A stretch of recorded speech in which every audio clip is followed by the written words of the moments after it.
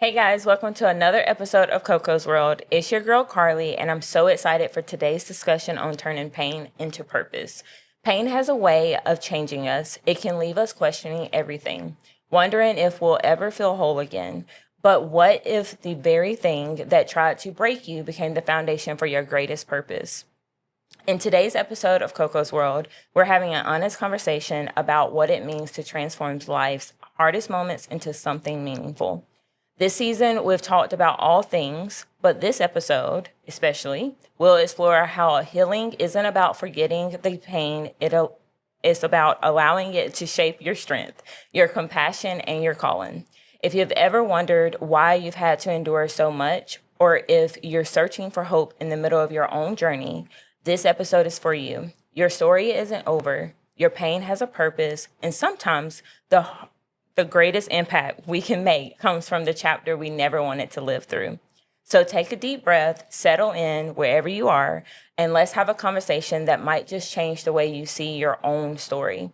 I am excited to introduce a dear friend, Sean Simmons, who is a higher education professional, former therapist, published author, who is currently pursuing a doctorate in adult learning and development. Sean is dedicated to helping others grow through life challenges. His journey has been shaped by personal experiences with loss, anxiety, and disappointment, and also healing in the journey, which inspired him to transform his pain into purpose through education, advocacy, and writing. Sean used his story to encourage others to embrace vulnerability, pursue healing, and recognize that their struggles do not define their future. He believes that some of life's greatest lessons and opportunities are born from the seasons we never would have chosen. So welcome to another episode of Coco's World, where healing is real, growth is possible, and today we're turning pain into purpose. So hello, Sean. How are you? I'm doing good. How you doing? I'm doing really well. So usually I start every episode with just sharing a little bit about yourself that maybe you did not include in the bio or something that I possibly left out. Okay. Well, one thing that was not in the bio, I actually just completed because I'm known for writing children's books, Okay. but I actually just completed my first self-help book. Oh, okay. For adults focus? Yep, it's actually geared towards Black men and mental health. I absolutely love that. And also it's something that we really need right now, especially in our Black men community or male Right. community. So do you want to give a little bit of highlight of what to be expected? Yeah, so I just finished it. It's going to be out in 2027. It's going to be called Courage to Heal, Courage to Heal. Navigating Mental Health in Black Masculinity. I love the title, number one. Yeah. Number two, I really think in today's world, it's a lot about self-healing, vulnerability, showing up for ourselves as women, but there's not a lot of support in that when it comes to men. And Right. I also feel that the word vulnerability needs to be utilized more often in the male species, but it's something that is identified to be weakness versus strength. Yep, and I definitely touch on that in the book. I add some personal experiences that I went through in my upbringing and how I had to unlearn certain things once I became a man and to, be a productive Black male in society. Yep. And even like what you just touched on, like being vulnerable can be looked at as a weakness sometimes. Yep. And I definitely touch on that. 'Cause I remember one thing I've mentioned in the book is how when I was growing up, crying was looked at as a weakness. You're often told, man up, don't Yep. cry. And when you, develop that as a habit and then become an adult, you're going to automatically suppress your emotions. Yes. And I'm guilty of that. And that's one thing that I had to unlearn. But hopefully the book, is helpful and it touches a lot of people. But I'm excited about it. Well, that's some exciting news for 2027. And we are going to talk about your books to come in the conversation today. But I want to start off by saying thank you so much for being a part of Coco's World. No, thank you for having me. I'm excited to be here. Well, I mean, there's no Coco's World without guests. So I absolutely, because there's only so much I can share about myself. Right. But also I love being able to learn and grow as my own individual through other people's shared experiences. Right. So Okay. I'm really excited for today's conversation, and too. I really am grateful. So as we talked about, you turning your pain into purpose, let's talk a little bit about that. What are some conversations or life experiences that you've dealt with that has made you want to transform your pain into purpose? So many. I've had situations and experiences in my professional life. I've had experiences in my personal life. And I feel like when I reflect back and look at a combination of both, it's kind of, I see how those things shaped my journey. Because like you mentioned, I work in higher education. And working in higher education, I started working in higher education in my 20s, so I was still fairly young. And I feel like that benefited me because I was able to form a connection with students quicker than my coworkers and my colleagues who were much older. And the first institution I worked at, it was predominantly black and Latino. So there weren't very black male staff Yeah. at the school, basically. So a lot of times the students would request to see me, even if it wasn't something my department dealt with. So that kind of formed a bond between me and students, me and parents. And my actual first title was financial aid counselor. Okay. So the students saw financial aid counselor and they just saw the counselor part. Yeah. So that kind of made them think, oh, this is a counselor. I'm going to talk to him about my problems. But no, I'm a financial aid counselor. But students was coming to me for everything. And it kind of hit me because students was coming to my office requesting to see me and sit down, and they would want to talk about homelessness, abuse, social anxieties they were having, just all types of things that you don't think about, college students going through. And that is what triggered me into getting my clinical mental health degree. So that was an experience that kind of shifted my journey from education to therapy. Okay. And just learning more about therapy kind of put me in a position to, want to be an advocate for mental health. And I'm not a therapist today anymore. I was a therapist for about 4 years, and I worked with individuals with anxiety, depression, trauma. I worked in a hospice facility for a second, so I did family therapy. I did group therapy, relationship therapy. Wow. People who had thoughts of harming themselves. Like, I've done a little bit of everything. So I'm thankful for that because not only did I feel great by helping people, I also learned a lot about myself. Yeah. And even though I'm not a therapist anymore, I still utilize those things that I thought and the things that I went through during that time in my life to, whether it's something that's going to benefit me throughout my experiences or friends or family or what have you. Now, when I think about my personal experiences. Can we pause Yeah. and slow down with the professional? Okay. One, I want to say I had no clue. And that's why I like going into these episodes a little bit blinded because I had no clue that was the impact. But I also want to share from my experience of my professional work where I do work with a lot of kids and implementing programs to help them from a school-based setting of how we can improve their mental and behavioral health support resources in the school systems.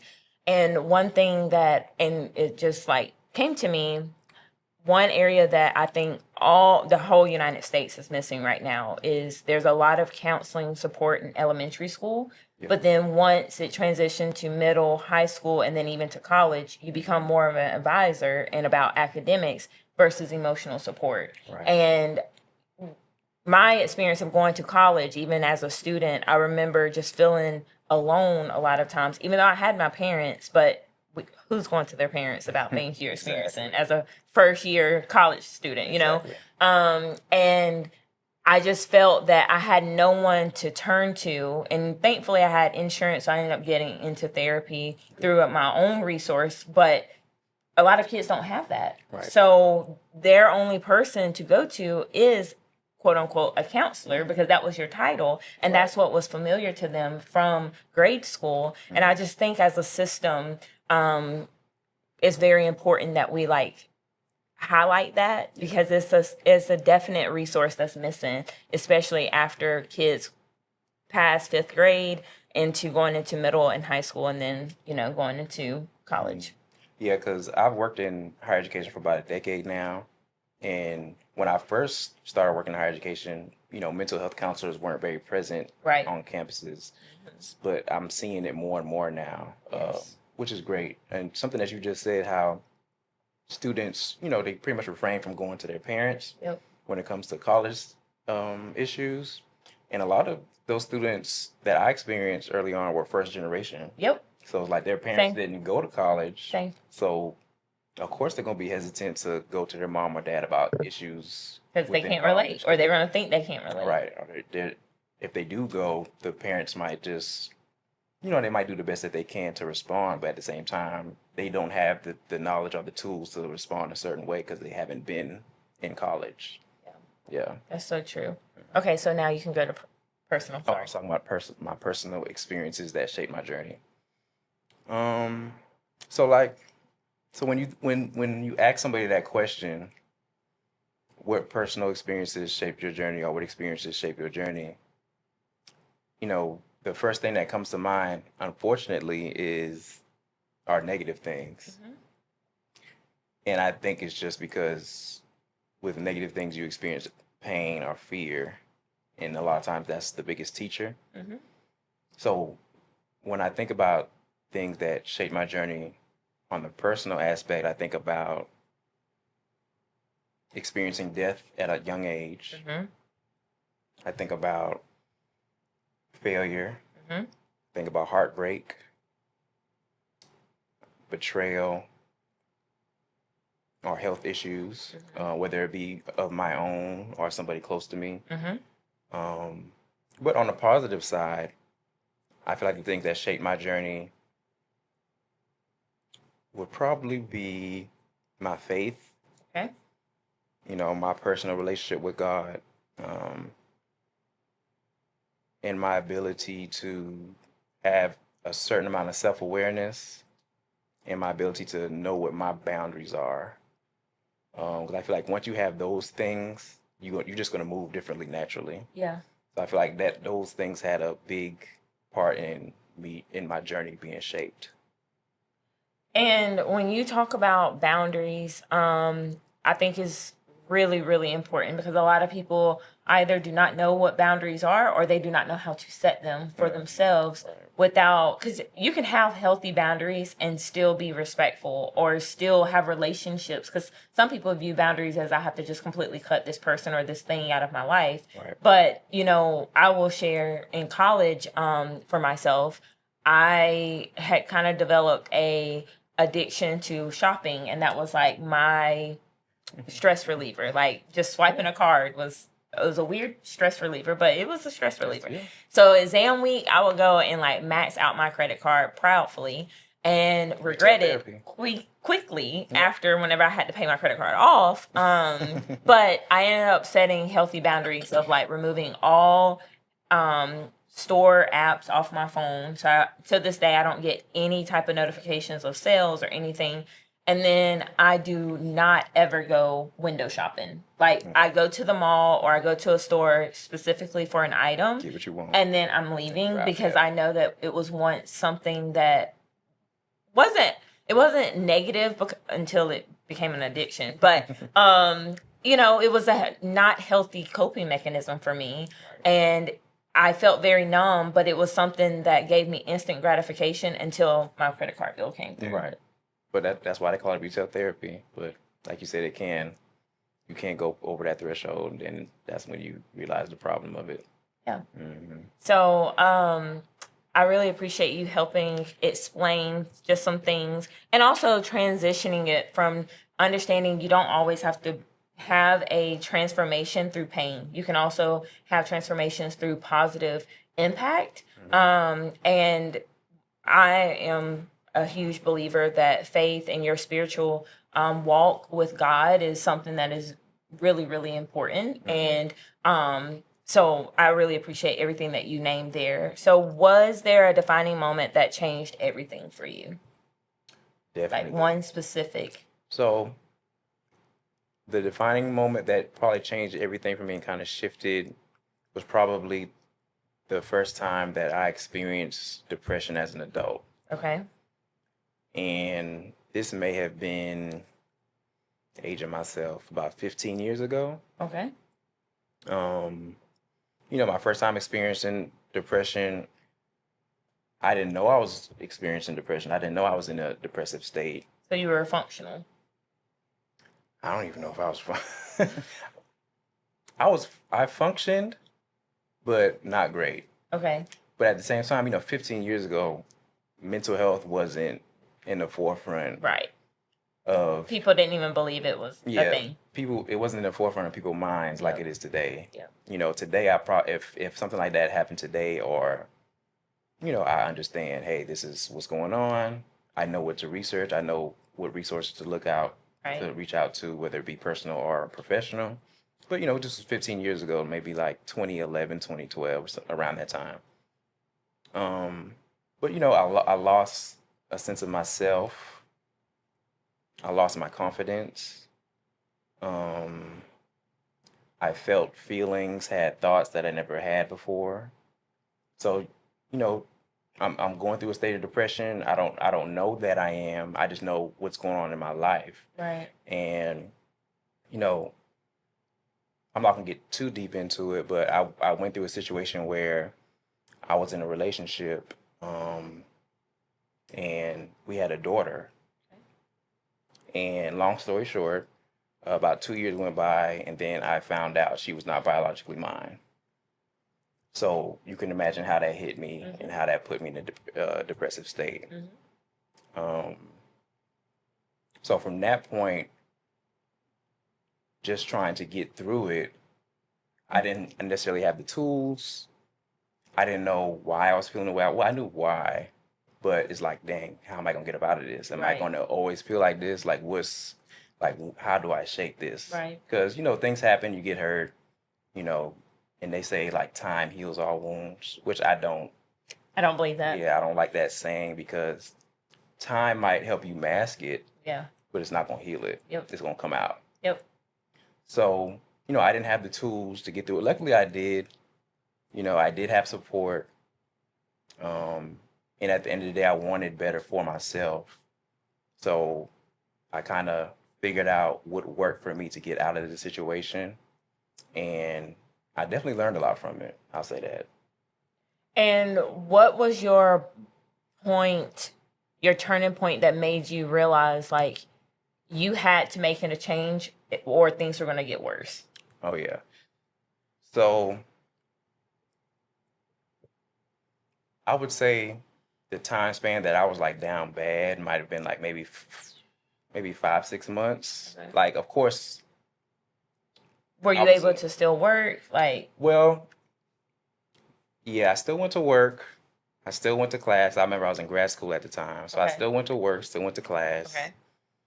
But it was like, if I'm not at work, if I'm not at class, I'm home asleep. Okay. And I think the reason that I would sleep all the time, because that's the only time my mind wasn't racing Right. about what happened, about how I was feeling, about what do I need to do to not necessarily fix things, but get through it. Right. And sidebar, like once I got through that, got a mental health degree, became a therapist. Okay. I worked with other people who went through similar situations, whether it be just the depressive state or relationship issues. Okay. And I kind of reflected on myself during that time, and it kind of dawned on me how the only time my mind was at peace was when I was asleep. Okay. And I never thought about, harming myself or hurting myself or, going to that extent. But not to sound too dark, but it kind of made me understand how somebody who is in a depressive state could have those thoughts. Right. Because at the only time your mind is at peace and not even good, you just okay, is when you're asleep. I mean, you're going to think, okay, I just need to be asleep. Yeah. And my depressive state probably lasts like 5 months, 6 months, which is still a long time. But it when I became a therapist, I was working with people who had depression for way longer than that, Wow. years. And it's like to be in that situation for years and to be in that depressive state for a long period of time and not get help or whatever the case may be, it like made me understand how someone could have those thoughts. And Right. I wouldn't wish that on anybody, but it just kind of made me understand a little bit more. No, that makes sense, and thank you so much for sharing. You know, how can I put this? I feel that relationships have a huge impact on our future, Right. of who we become as individuals. You know, like our first relationships in life are our parents, and then, however those transform through time, right? But then when you start your dating world, and I'm not gonna say people, I have had a hard time, because for my daughter who's 20 years old, um, I was okay with her dating in high school. She made the choice not to date because she said that we kept her busy, which we did. And strategically, we kept her busy because we did not want her to get into things she had no business getting into. Understanding. But at the same time, I felt really, really guilty and responsible when she experienced her first heartbreak, because when she experienced that, that was when she was a freshman in college. Right. And as we all, as parents, and I know my mama had told me, your first boyfriend is not going to be the man you marry. And I'm like, I know, I didn't even end up marrying a man, but that's neither here nor there. But I'm like, I feel responsible because I felt like if she would have possibly dated a little bit in high school, it would have maybe prepared her for what was coming in college so that she could know how to kind of handle it, because she went through a very dark, it was like a 6-month time period of just crying every day, not really wanting to eat, sleeping all the time. And we really did not know if we were going to get her back. But, now that time has transitioned, she's now coming out of that and she's in a better place. I give that as an example because I don't know how old you were when you experienced this, but you not only went through a heartbreak with a partner, but also a child. Right. And that is something I've never even experienced. And I'm just sitting here like trying to put myself in your shoes, especially in a society 15 years ago who did not believe in mental health, but also mental health in men, Right. because you're supposed to have this stigma that like, fuck these women, like we're gonna bag another one. And, like you have these, what is it called?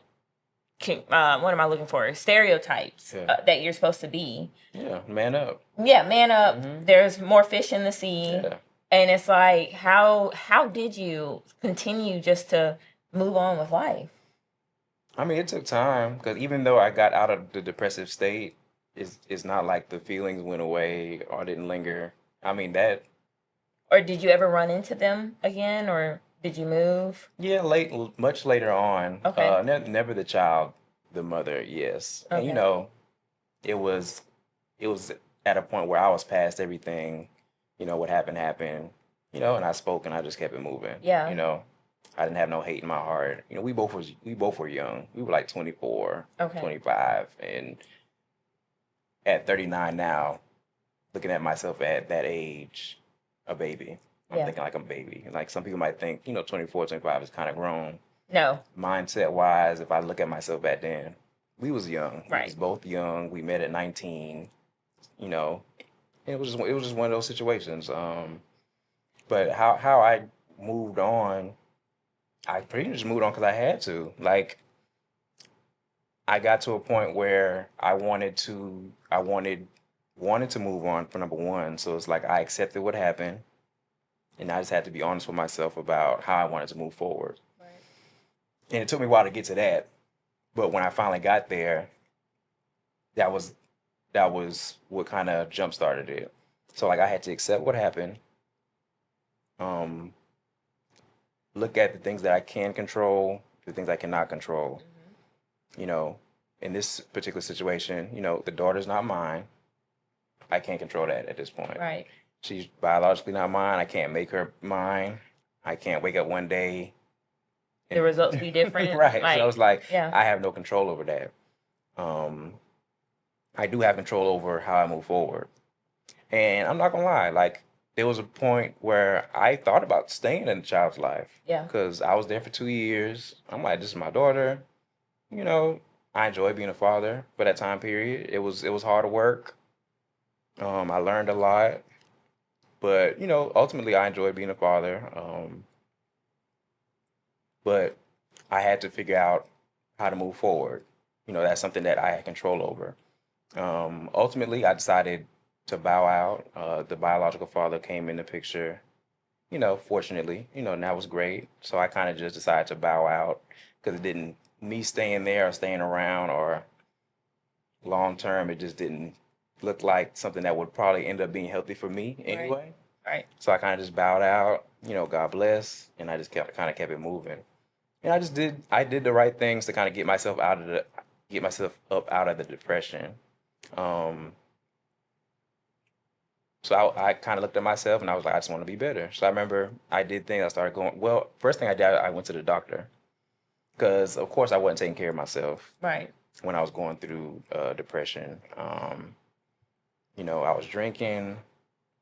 I used drinking as a coping skill in the sense of, when I get home from work, let me get me some Hen and Cokes. It's gonna help me sleep better. Right.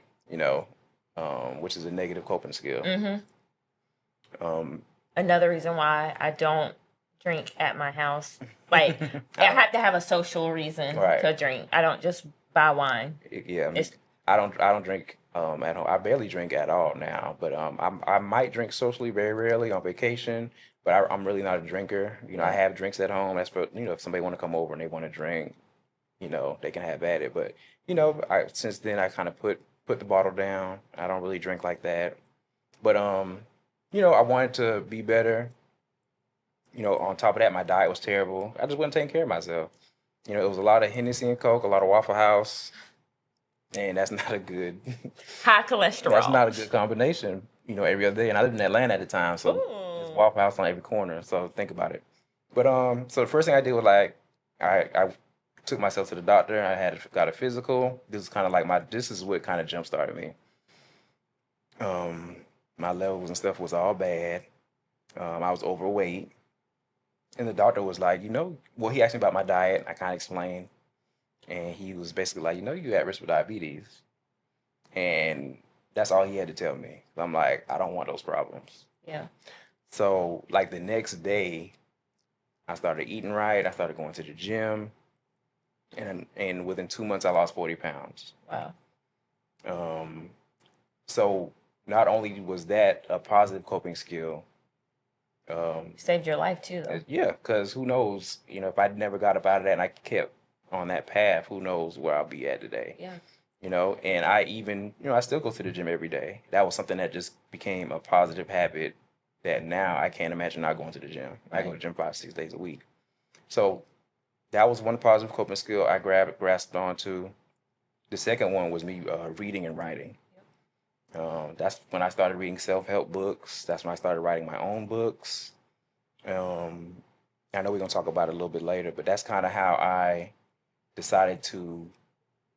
It wasn't me sitting down and saying, hey, I want to write children's books. It kind of like turned into that. So like those are the two main things that kind of helped me, get out of depression, and just me wanting to be better. Like I just wanted better for myself. I wanted to feel better for myself.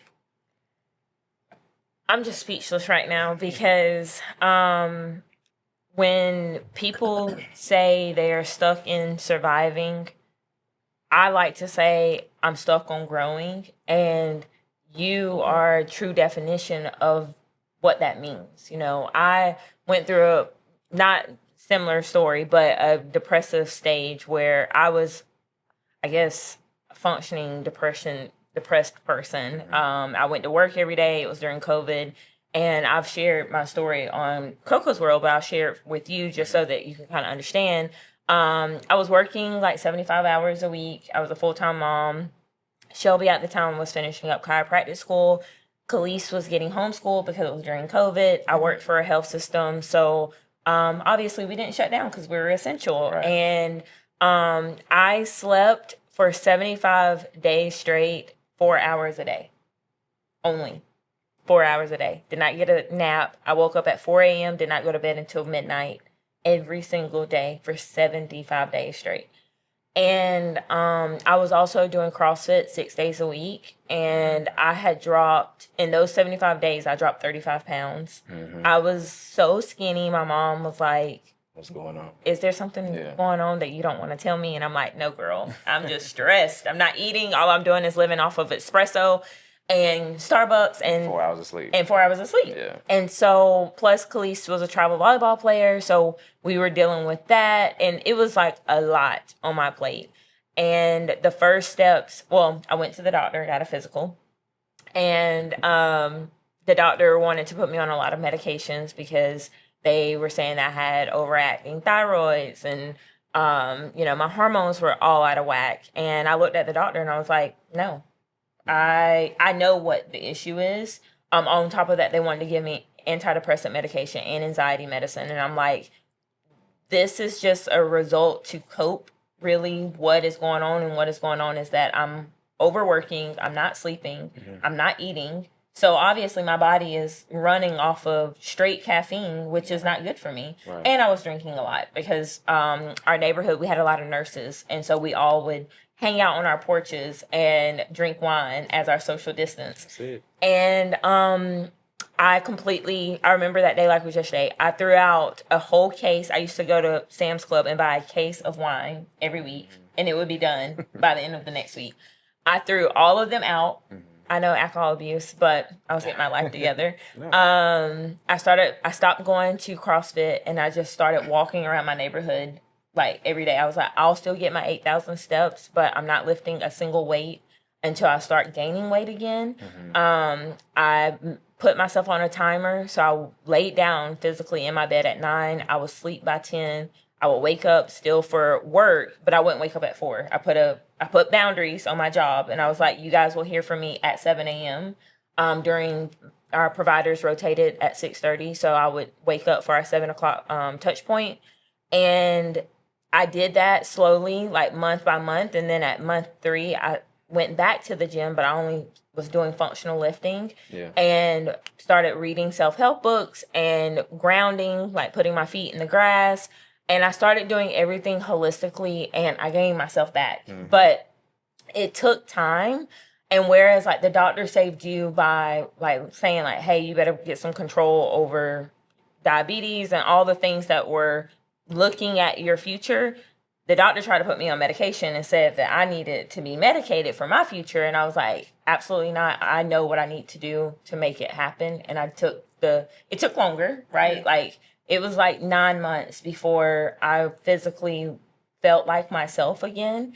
But one of the main practices that I try to focus on every day is going to the gym and knowing what my workload looks like. And whenever it becomes too much, slowing myself down and saying like, what are the key priorities that I have to focus on, because I never want to be back in that mental state ever again.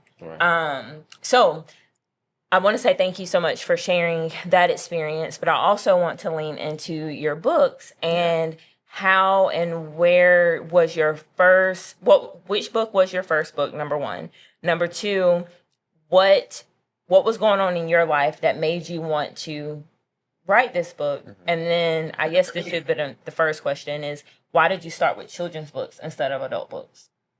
Well, it was kind of by coincidence why I chose children's books first. Let me answer that first. Because at first I wanted to write a novel. Okay. But it wasn't panning out how I thought. It was tougher than I thought. And then because I've always been good at writing. Math, don't give me nothing with numbers. I love math. It's not gonna happen. Okay, that's good to know. In school, English class, composition, whatever. I remember in college, I could sit down and write about anything.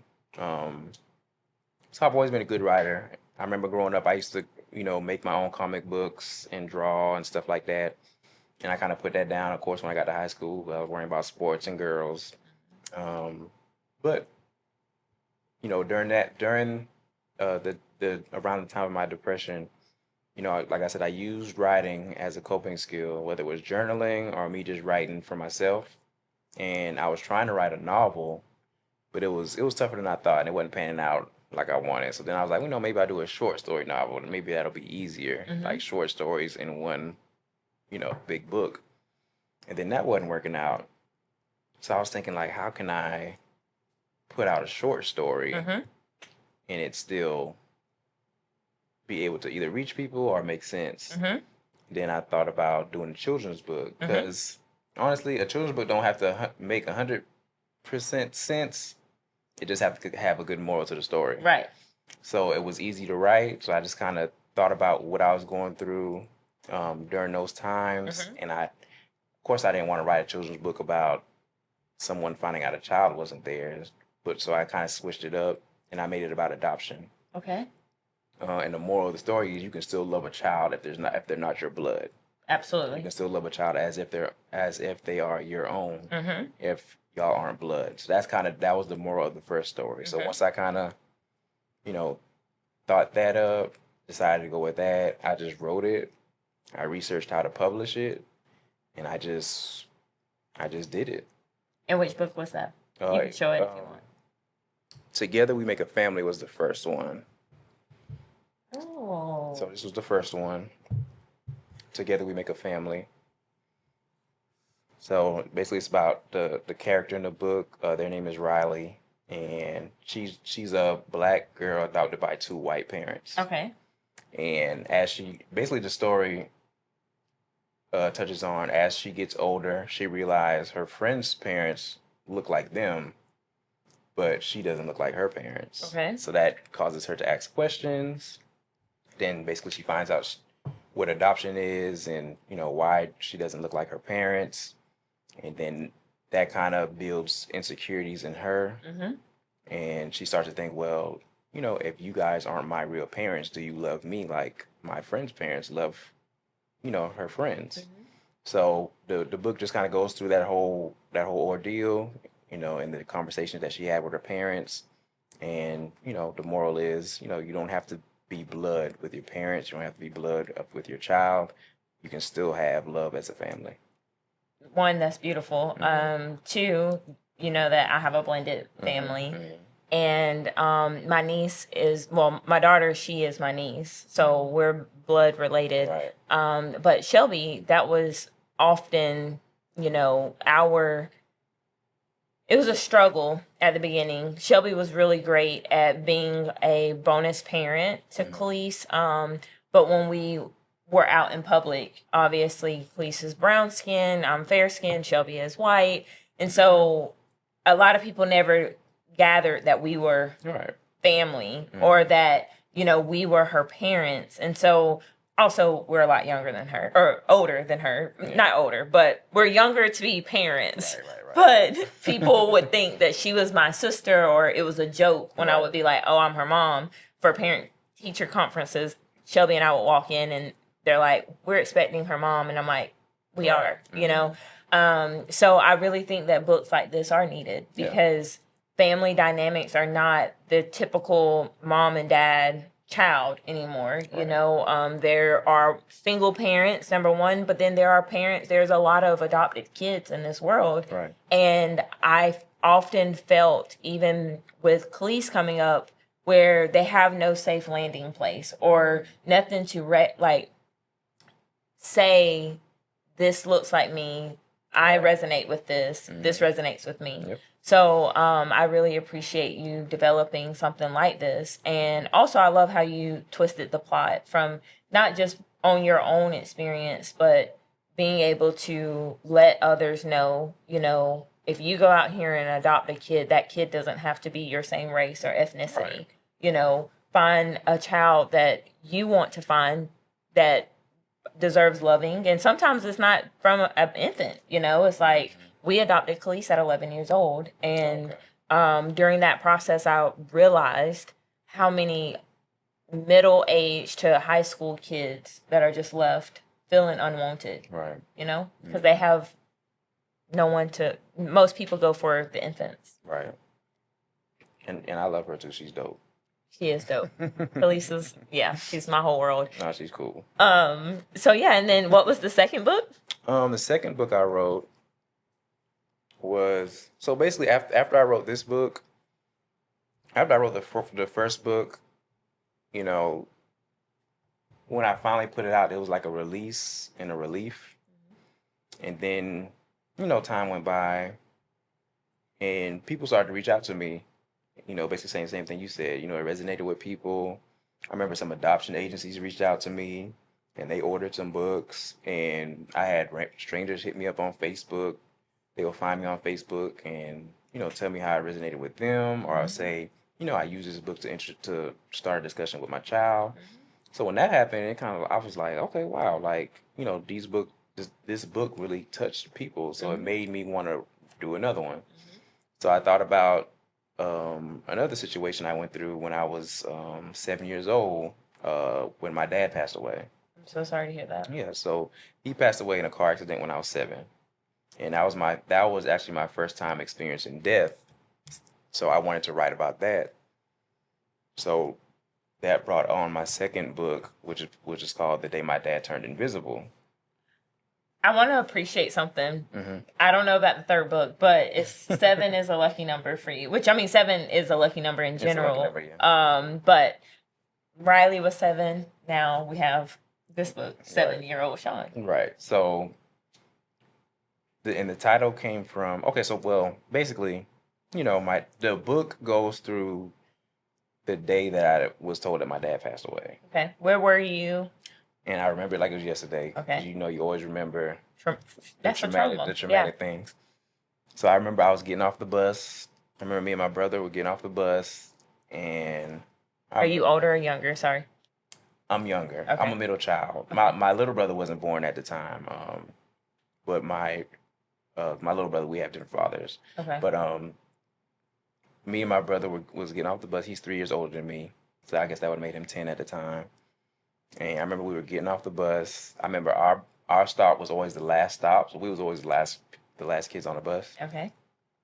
So I remember we pulled up to our house, and there was like a whole bunch of cars outside, which wasn't normal. Right. So I'm thinking, like, it's a party, like, what's going, like, I'm like, okay, what's going on? So I remember I get off the bus, and I remember my mom come outside, my grandma come outside, everybody come outside, and they looking like, how are we gonna tell them? like, what's going on? So I see everybody's looking sad, but I'm just confused. And I remember my uncle told me and my brother in so many words. He said a lot, but I don't remember. I just remember him saying, you know, your dad passed away. And I remember my brother started crying. I didn't start crying because I didn't know what that meant. Right. I'm like, what does that mean? Like, what does that mean? So I'm asking, like, what does that mean? Like, I don't know what that means. I'm 7 years old. I never experienced death. So, like, it didn't hit me until later. Probably not even later that day, maybe days later, because I just didn't understand what that meant. Right. So the book kind of takes you through that. And the title comes from my grandma sitting me down and kind of explaining it to me. And she's basically like saying, you know, he's in heaven now. Mm-hmm. And he's watching down on you. Mm-hmm. So I'm 7 and I'm like, so does that mean he's invisible? If he's like he's not here, but he's in heaven, so he's invisible? And she's basically like, yeah, he's invisible. He's like an angel. He's watching down on you. So that's where the title came from.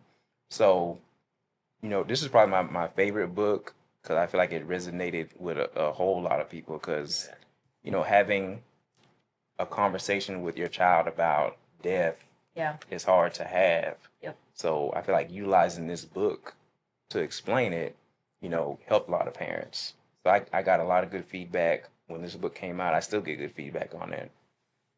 Yeah. This is beautiful. And I say that because I remember being a kid and not really understanding how to articulate death, you know, like when someone dies, what does that mean? Right. And being an adult now and like recently losing my grandmother, Sorry about that too. My cousins they were her great grands, they all were at the funeral home, and the youngest one was 2 weeks old, but there was a couple that were like from the age 2 to like 7, 8, and they're like, we see her, obviously because we had to wait, but and they're like, but she's not sleeping, and I'm like, no, she's not sleeping, and they're like, okay, why is she here? Right. And then, we're having to explain to them, That's like, tough. and then Mother's Day, we had kind of like a memorial for her on Mother's Day. And they were all there again, and they were like, so this time we don't see her. And I said, no, but she's here in spirit. And, when you pray to God, you can tell God to like check in on her. And, I said, when you see a cardinal, like usually that means someone you love is nearby. And trying to explain like what an angel is. And to children, they have impressionable, I guess, minds, but imaginations. They have a great imagination too. So it's like, how far do you not go too dark? Right. But like, trying to teach them about it, and it's really hard. And so I am, all of my cousins that have the children, they're getting one of these books because I just feel that it's been really hard for them also to try to cope with grief while also trying to teach a kid how to grieve, because my grandmother, she was our matriarch, and she was very involved in all of our lives and her great grands. And I think that has just been a number one topic of them not understanding. Like, they understand the concept of Jesus and God, but grandma going to see Jesus and God, they're not feeling it. They're like, okay, well, we want her to come back. Right. And I'm like, we all do, but unfortunately she's invisible now. So I absolutely love this. And I love the fact that, you were able to I hate what happened to your father, but you were able to turn something that was very painful into an opportunity to help others through their trauma, and their lived experiences. Definitely. And so you developed this one.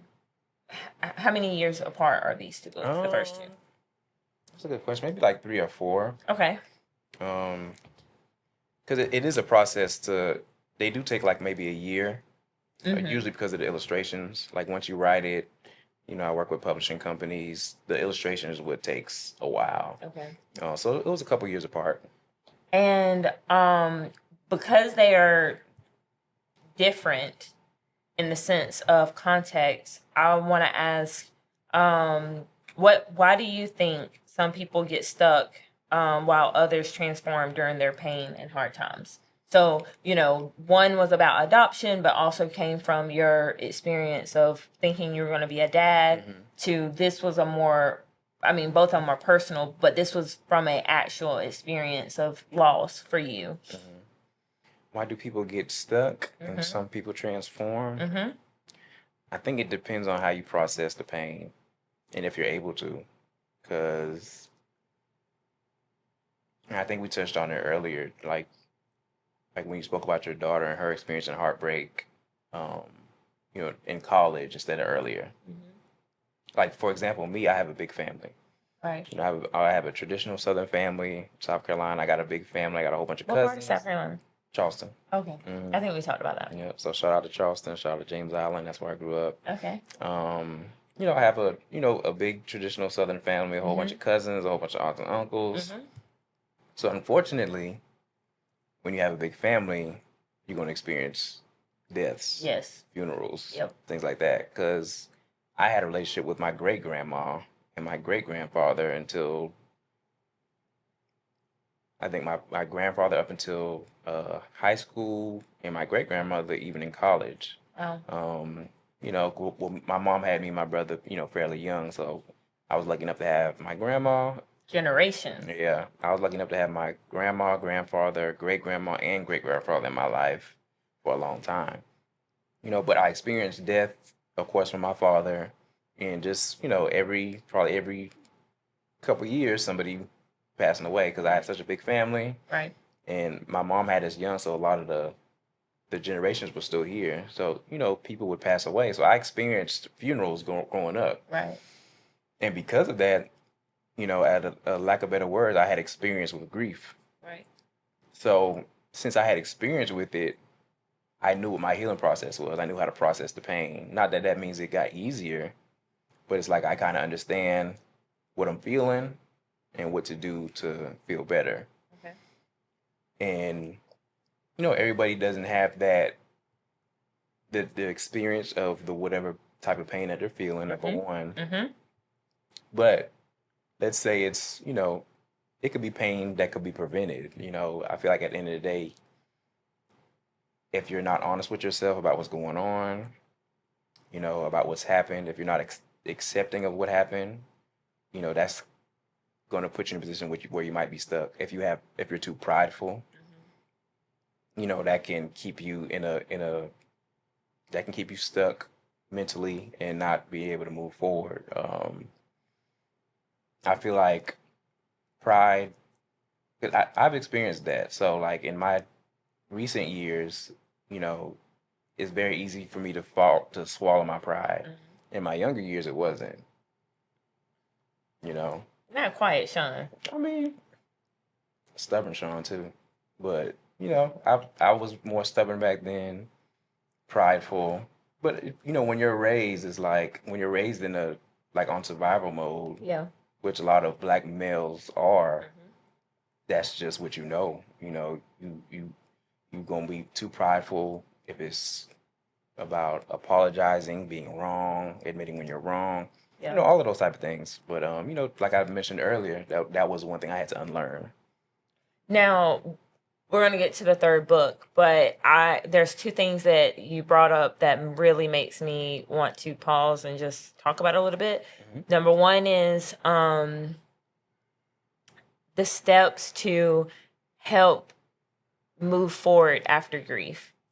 I'm still struggling with that.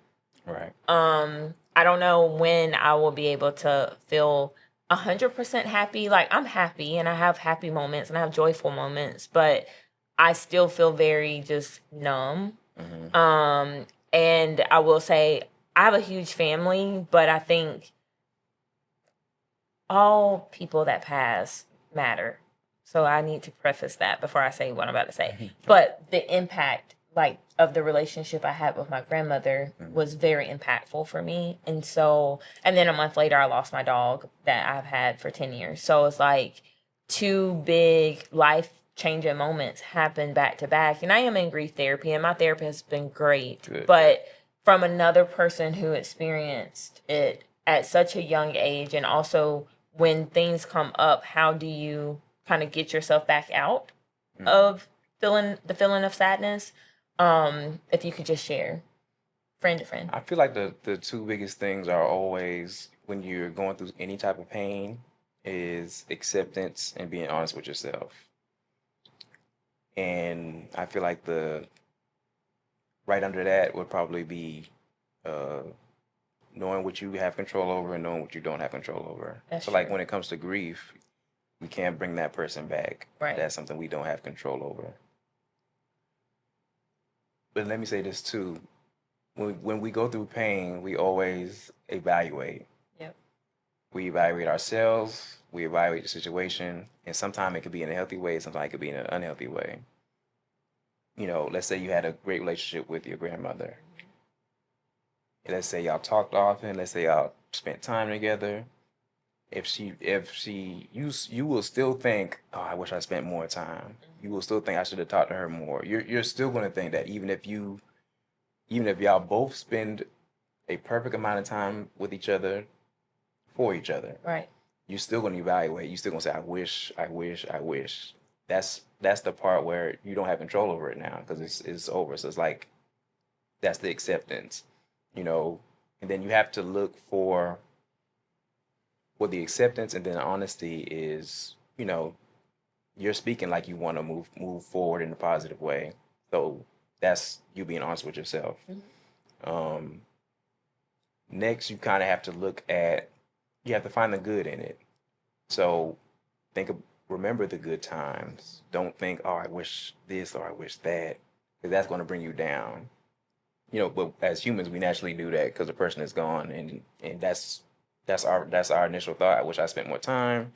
wish I called more. I wish I saw them more. And she may have been perfectly fine with the time y'all spent. She may have been perfectly fine with the amount that y'all talked, and she's fine with it and she's in a happier place. Yeah. So we can't think that way. It's like you have to find the good in it. The good in it is that she's in a happier place, and the good in it is I was able to spend time and have her. How old are you? 31. I had her for 31 years of my life. Yeah, that's very true. Because, some people don't meet their grandparents. Right.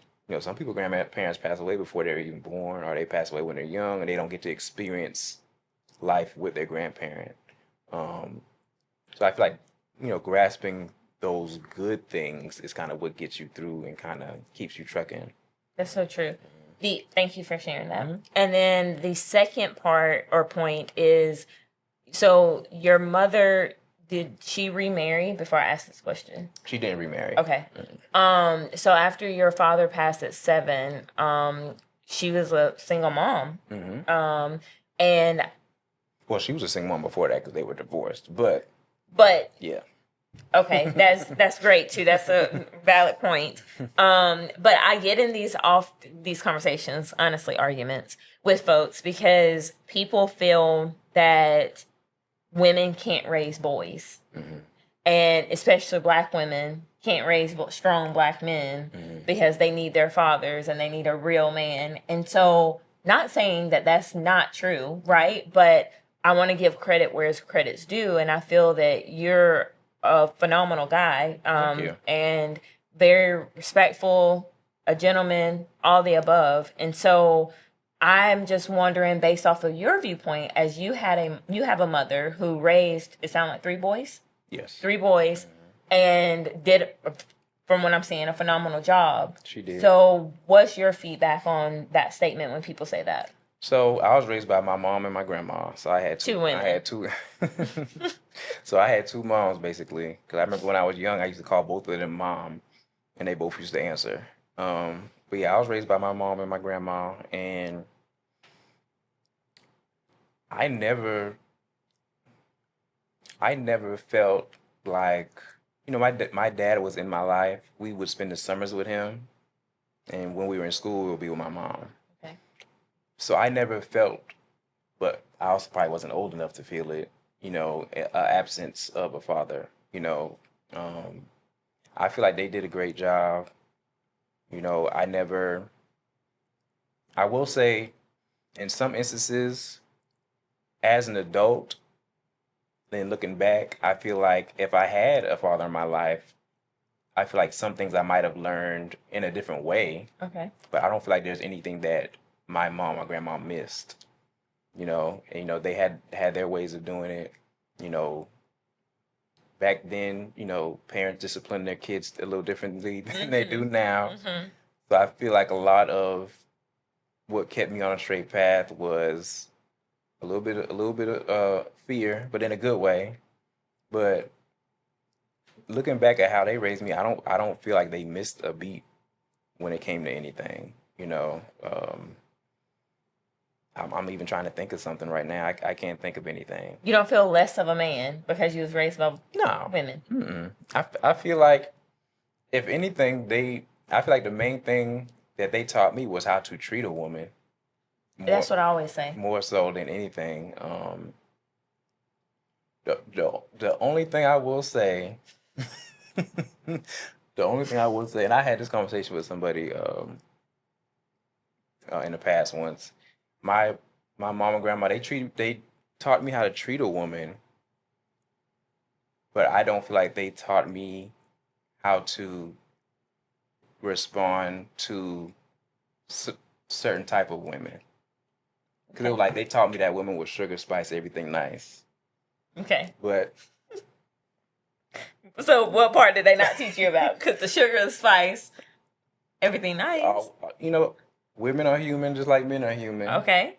All women aren't nice. That's sometimes you come across a woman that might be disrespectful, not for you. Right. And how do you handle that? I wasn't necessarily taught that, which I understand, because they probably weren't thinking about me running into a certain type of woman. They're probably just thinking about me running into, okay, you meet a nice girl, this is how you treat her. But besides that, but that was something I learned. Um, I will say women sometimes can be a little spicy. yeah, but and I don't mean that in a bad way. It's just I'm speaking from a woman's standpoint. Like, sometimes I do feel that we have double standards for men I mean, that we don't even hold ourselves to. just like how there's good men, Yeah. and there's men that aren't good. Mm-hmm. There's some women, there's great women, Mm-hmm. and then there's some women that this might not be the one that you want to Bring home. right or Mm-hmm. whatever the case may be. Mm-hmm. So I do feel like they raised me in a way like, hey, if you meet a girl, you do this, you open doors, you don't cuss around women. That's how they raised me, and that's how I still am today. But then I met a woman that cussed more than me, and then it's like Setback. I didn't. I mean, this is in my younger years, of course. Of course, like going into college, and then you experiencing different types of women, different types of things. And it's like, oh, I never been around a woman that cuss. Like I said, I have a traditional Southern family, like very traditional. So yeah, but that's just a a throwaway thought. So women, we need to teach our sons how to be prepared for all. As my godson says, be prepared for the hot Cheeto females. But I even see that on social media. I see that. I see that on social media sometimes now, where a woman, like say a woman who has a son, Mm-hmm. she'll post something explaining to her son, "Hey, this is not the type of woman that you want to pursue. Correct. This is the type of woman if you see these signs, you need to go the other way." Right. So I see that a lot on social media now. So I'm just kind of referring to stuff like that. Like I was never sat down and told those things. Right. I right. was just taught this is how you treat a woman. This is how you act when you're in a woman's presence. Period. Yeah. Well, kudos to mom and grandma. Yeah. So let's talk about your third book. So the third book is called The Little Big Bully. Okay. So this book stems from. You're still the main character, I see. Yeah, I'm the main character in the second one in this one. I just at first I wasn't, but I was like, probably it's about me. So And is this like middle school, elementary school? this is like more middle school. Okay. So basically this book talks about being bullied. Mm-hmm. I experienced Same. being bullied. Almost everybody has at some point. It's horrible. Yeah, so the book talks about my transition going from elementary school to middle school. Okay. And I've always was pretty much like the smallest kid in class, if not the smallest. So I experienced bullying just because of that. And I remember going into high school, I'm not high school, middle school, it's a different dynamic. Mhm. So I'm thinking like, am I gonna get bullied? Is this, so I kind of had like a little fear of going into middle school being bullied. So before I could even get bullied, I decided to become a bully. Oh, Right. I was not ready for that. So I kind In of, real life or in the book? I mean, this is a true story. Fine. Okay. I So was not ready. So I kind of went into middle school a little aggressive Okay. because I'm like, these folks ain't about to bully me, bro. Like, so I kind of went into middle school a little aggressive, and I kind of initiated the bullying, so I wasn't bullied. I also remember you have an older brother. Yeah, but he wasn't in middle school with me. He was in high school. But he probably prepped you from being bullied. Mm. Because why did you have this type of energy going in? I mean, yeah, I'll say he prepped me, but that don't mean you want it to happen at the same time. So I'm going into middle school. I'm like, okay, I'm gonna start it before they start with me. Wow. And nothing even happened to make me start. I Wow. just went in with that mindset. So I remember, so the book basically touches on how I started to be a bully because to combat bullying coming towards me. Mm-hmm. And I ended up bullying somebody and I hurt their feelings. Mm. And then they started crying. And then I'm like, I wasn't trying to make you cry. I'm just trying to make Set my sure precedence, yeah. everybody know not to mess with me. Right. And then that kind of made me feel bad, like I hurt somebody's feelings, because that wasn't my intention. My intention was just I'm trying to set it up so I don't get bullied. It wasn't nothing against that particular person. And then, the book just talks about how bullying is wrong and you shouldn't be a bully. You shouldn't allow yourself to get bullied and so on and so forth. I don't know how to feel about this because you're like the nicest person, and I tried to to be. hear you were the problem. I was a problem here. Well, So how old was I? I think I was 12. What was I? How old are you when you go into sixth grade? yeah, Like 11, 11, 12. 12? Yeah, so like 11. Yeah. Seventh grade was horrible for me. I was bullied so bad to the point where I thought I was gonna have to get homeschooled because it was What were brutal. you bullied about? Do you remember?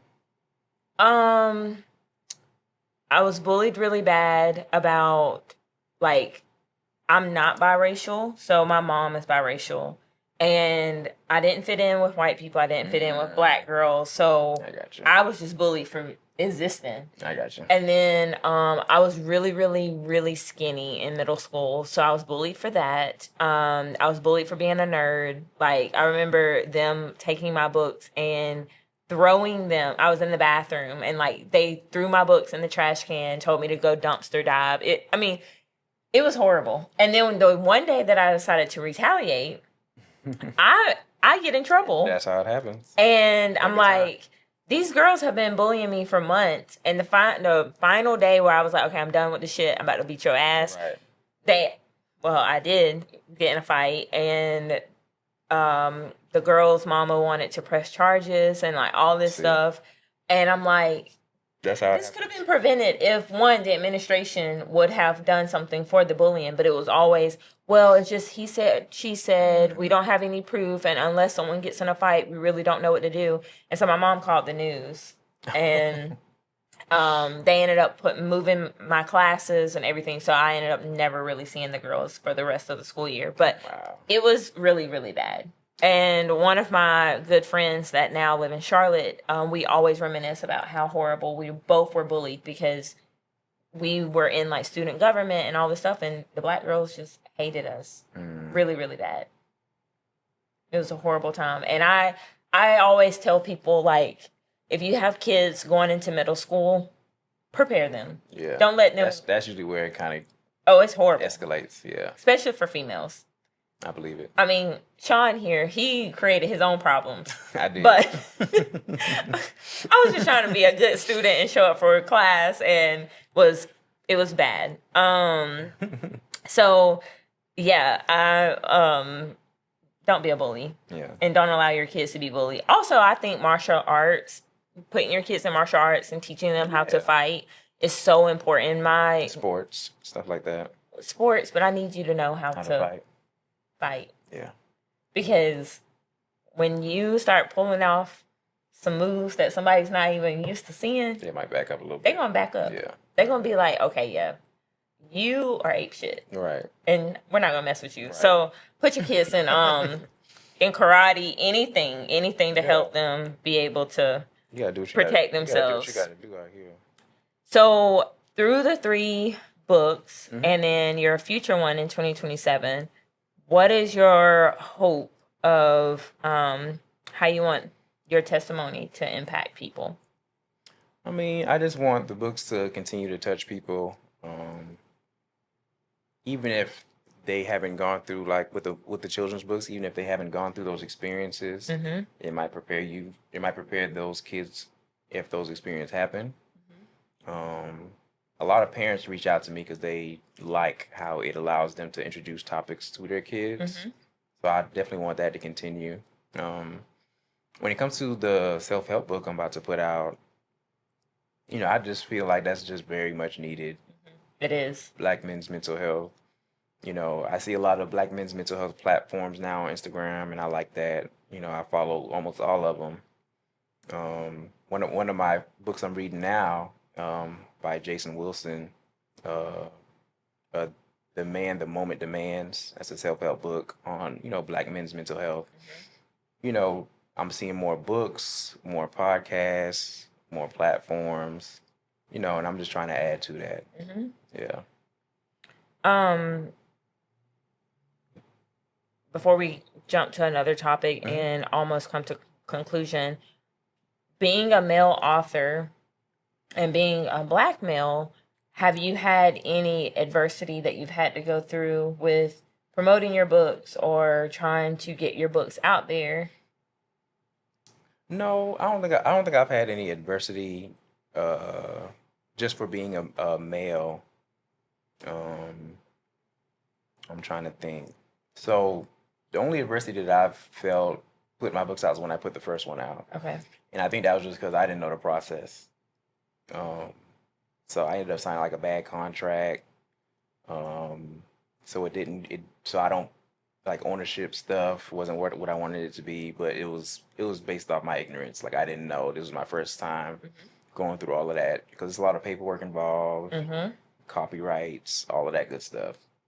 So after I put the first one out, I just kind of learned, more study. I researched more about copywriting. I researched like different publications and different ways that you can put your book out and what to do to make sure you own it and things like that. But that's the only adversity that I've ever felt that I can think of as it comes to that question. Awesome. I just know, like, whenever I think about authors, I often see a lot of women and male authors. I mean, obviously, we have Nicholas Sparks, which I used to read all his novels back in the day, but like, really knowing or hearing about authors is just very rare that I like see a male's name on a Right. book. True. Earlier, you made a comment about you being like the number one advisor students wanted to come to. Hmm. I wanted to say, I forgot to say it at the beginning, that my first male teacher was my fifth grade teacher, Mr. West. And he was the first Black teacher I also ever had. Like, my school that I went to, I blended in. Like, a lot of the pictures, my family's like, "Where's Carlisha at?" And my family has to point me out because, of course, my fair skin. Right. And it was not very normal for me to see people of color at the school that I was at the time, in elementary school. And when I seen him walk through the door, I was in fourth grade when I first seen him, and I was like, "Mama, I want to do everything I can to be in his class." And I ended up being in his class, and he was the best teacher I ever had because he resonated with me. He knew, he had a divorced family. My parents got divorced when I was in first grade. So I was dealing with that. I was dealing with being identified as like biracial, so I didn't really have a ethnicity group that I hung out with or I fit in with. Right. And so he became a true like teacher companion for me. And so I want to say thank you for being a safe space for your Definitely. students and also all the people that you have mentored through the years. Definitely. Because it matters. And also it is a huge determining factor of their success too. Right. Um, And to add ahead, to sorry. that, well, first I want to give a shout out to Savannah State. That's where I went to undergrad in Savannah, Georgia. Okay. Um, and a lot of people don't know this. I didn't even want to go to college. I just wanted to get a job. What kind of job did you I want to don't get? know. Okay. I was dumb. Like, I just wanted to get a job and stack money. Like, I didn't even really want to go to college. Okay. But I went to Savannah State, and that was the first time I experienced teachers of color, professors of color. And, that changed my trajectory. And I went from not wanting to go to college to going to Savannah State to that changing my whole mindset to now I'm about to get a doctorate. So I feel like, representation matters and it can shift your whole mindset. Yeah, it really, really, really can. And congratulations on your doctorate. Almost done. Yes, we'll have to celebrate.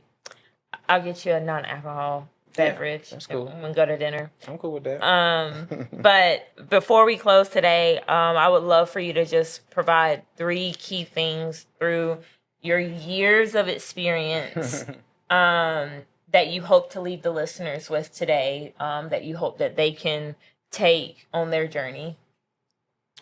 3 things. What would I say? I would say healing is possible. healing is always possible. You just have to find out what works for you, and sometimes that can be a trial and error thing, you know. And I tell people, because I go to the gym a lot, and people could like ask me like gym questions and workout questions, and I'll answer them, but I'll tell them you have to figure out what works for you. Mm-hmm. It's the same thing. Like you have to figure out what works for you when it comes to healing processes, how you process your pain, all of those good things. I would say once you find your peace, protect it. Mm-hmm. And I will also add on to that, if somebody else doesn't understand your peace, don't let that, be a detriment to you having your peace. Because everybody's not going to understand your peace. Everybody's not going to understand what brings you peace. As long as you're not hurting nobody, Mm-hmm. and you doing what you enjoy doing, or what brings you peace, or gives you put you in a certain mindset and state of mind, don't worry about it. So once you find your peace, protect it. The third thing, something that I really follow is, and it's not always easy, is putting stuff in God's hands. Yeah. It could be hard because sometimes you want to fix something, or you want to rush the process, or whatever the case may be. But sometimes you got to put stuff in God's hands. And when I have those moments where I'm feeling anxious or impatient, I always think about Psalms 46:10. Be still, know that I am God. Because you just have to be still sometimes, let God handle it. Mm-hmm. And it's hard sometimes. I'm still trying to get better at it, because sometimes I have my moments where I slip up. I'm a perfectionist, so sometimes if I don't have control of certain things, I'd be spazzing out, and I'd be trying to grab a hold of everything. But sometimes you got to sit down and just be still and let God handle it. Yep. Mm-hmm. Yeah, those are all three key things, and I need to focus on being still as well, because sometimes I'll be like, what is going on? But I'll be moving so fast, I can't even hear God whenever he be trying to tell me. Right. So thank you for that. Mm-hmm. And I thank you so much for being a part of KOKO'S World, and appreciate also you having me. Being just who you are, mm-hmm. and just being a great person, a great male figure. I try to be. In this world, because we need more men. men. And I want to say, first off, thank you for having me. This is different for me because, I'll be chilling, and mm-hmm. I'm not a big talker, but, I'm in a season where I'm trying to step outside of my comfort zone and, do different things, do things I haven't done. And, when you allow me to be on here, so I was like, okay, I'm going to do it. And, was I nervous? I was more so anxious. But, yeah, I'm just in that season of doing different things, trying different things. And this was something that, once me and you talked about it, I was like, yeah, I'm going to do it. And you did great. Thank you. I told you it was just going to be a conversation. That was cool. No pressure, anything. And just forget about the cameras, forget about the lights, mm-hmm. and just act like we're having a conversation. And that's exactly what you did. So I'm very proud of you, because it takes a lot, getting behind a mic, being vulnerable, putting yourself out there, having listeners who do not know you, you don't know them, right. Provide their feedback, sometimes. And thankfully, I'm very grateful that the KOKO'S World listeners, majority of them, they know, do not come for me unless I send for you. So they're most of the time very nice. Good. But my platform, I hope, is to help people be able to know that they're not alone in this journey, and this journey called life. Life doesn't come with a manual. We all are dealt with different lived experiences. Mm-hmm. But the beauty of it is it's very hopeful that you can find one or two people that have a similar experience that you can grow and grow from and grow with. So I will be attaching all of the links for his books. Sure. Make sure that you guys follow him. Also purchase a book, because even though it's a children's book, I also feel that we can learn as adults from kids sometimes. Definitely. And so you may be able to have this or buy it for a niece or nephew, whatever. And as always, I hope you guys know that you are loved, and I hope that you find some time to love on yourself. And until then, I will see y'all soon. Bye.